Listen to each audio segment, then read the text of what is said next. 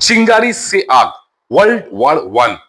जब पुरानी दुश्मनी में नफरत की एक छोटी सी चिंगारी लगती है तो इंसान हो या देश, वो अपना आपा खोकर सब कुछ तबाह कर बैठते हैं। ऐसी ही एक चिंगारी लगी थी 1914 में।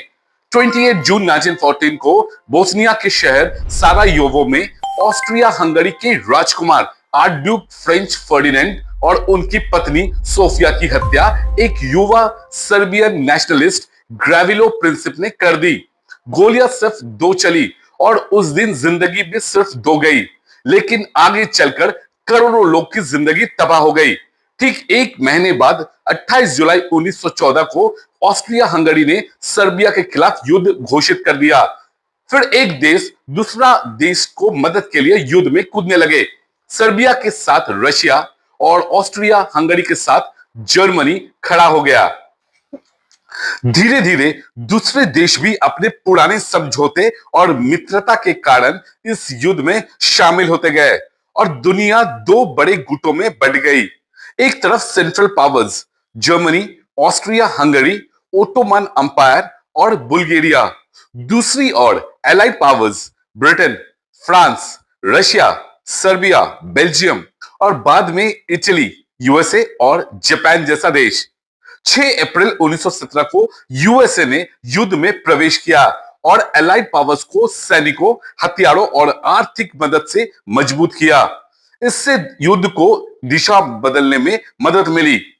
1918 तक जर्मनी, जो कि सेंट्रल फोर्स को लीड कर रही थी, उनके आर्मी कमजोर हो चुकी थी, इकोनॉमी पर भारी दबाव था और उसके साथी देश भी हार रहे थे।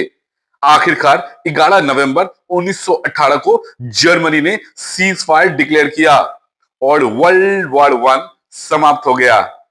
वर्ल्ड वॉर वन में लगभग 2.3 करोड़ लोग मारे गए, जिनमें करीब 1 करोड़ सैनिक और 1.3 करोड़ नागरिक थे।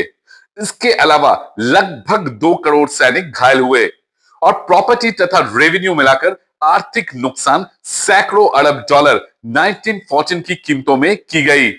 लेकिन कहानी यही खत्म नहीं हुई। 1919 की ट्रीटी ऑफ वर्साई ने जर्मनी पर बहुत कड़ी शर्तें और भारी कंपनसेशन लगाया।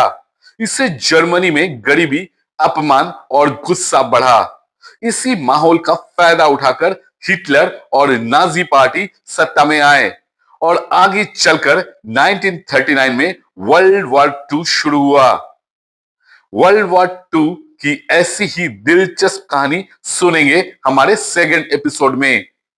तब तक के लिए be safe, healthy and happy always.